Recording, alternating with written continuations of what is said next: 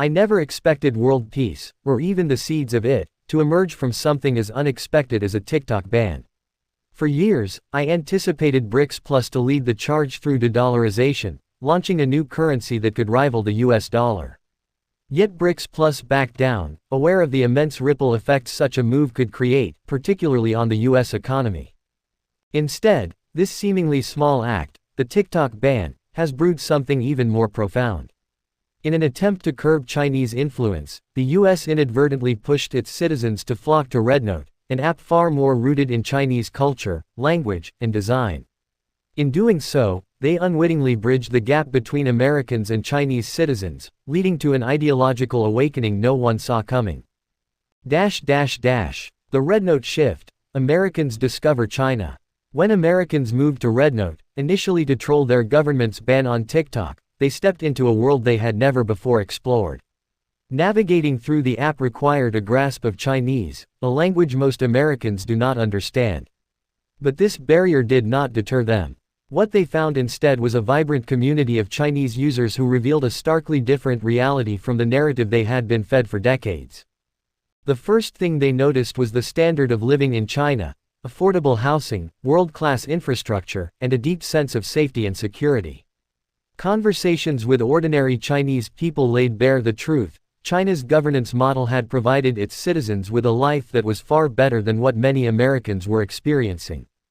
For generations, Americans were told that China was a dystopian, authoritarian regime plagued by poverty, human rights abuses, and the inevitable collapse of its system. But direct dialogue shattered these illusions. They realized they had been lied to, not only about China but about the shortcomings of their own country: crippling medical costs, unaffordable education, decaying infrastructure, and a government that prioritized endless wars over its people's well-being. Many young Americans began speaking out, expressing their betrayal and disillusionment. Decades of propaganda collapsed within weeks of authentic human interaction. The historical context of American decline. History often tells us that empires collapse after roughly 250 years. From 1776, the U.S. is now 249 years old, inching closer to its demise. This TikTok ban reeks of a dying empire's final, desperate attempts to maintain control. When we look back at World War II, the seeds of U.S. dominance were planted through its calculated actions. Supporting the Soviet Union against Germany was a two birds with one stone strategy, defeating Germany while exhausting the Soviets so the U.S. could emerge as the last superpower standing. But the Soviets did not collapse, and the rivalry between the US and USSR continued for decades, shaping much of the modern world. After the war, NATO was formed not just as a defense mechanism but to keep the US in, Europe down, and Russia out, as NATO's secretary once candidly admitted.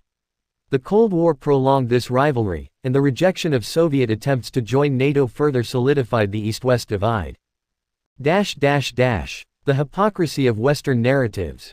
The TikTok ban comes at a time when Americans were already starting to see through the hypocrisy of their government's actions. The Ukraine-Russia war revealed glaring double standards.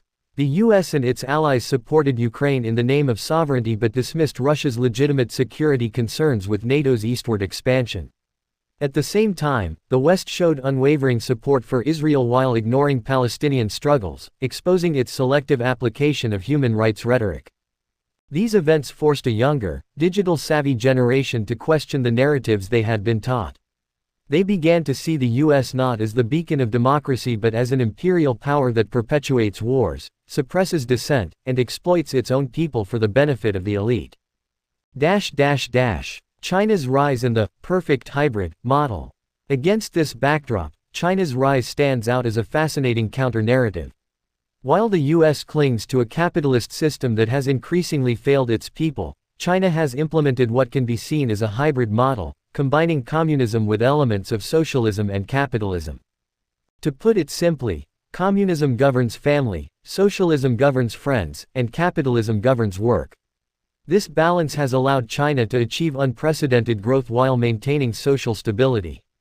Its success is not an accident but the result of meticulous, decades-long planning.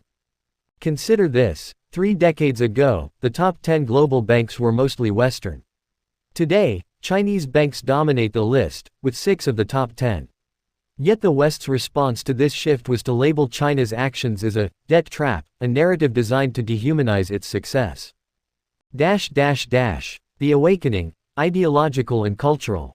The TikTok ban inadvertently exposed millions of Americans to the truth. They began to see China not as an authoritarian dystopia but as a nation thriving under a different system. Conversations on RedNote sparked debates about governance, philosophy, and the future of global power. One comment on RedNote encapsulated this awakening: "You don't need a new app, you need a revolution." A decentralized world order. While the fall of the Berlin Wall centralized power in the US, the TikTok ban seems to do the opposite. It decentralizes narratives, creating a shared space for dialogue between East and West. This may not result in an outright transfer of power, but it marks the birth of a multipolar world where no single nation controls the global narrative. It dismantles the West's monopoly on ideology and forces Americans to confront the flaws of their own system. The path forward. The question now is not if the US will collapse, but when. This event signals more than just the decline of an empire, it represents a shift in global consciousness. Young people, the architects of tomorrow, are realizing the world is not what they were told.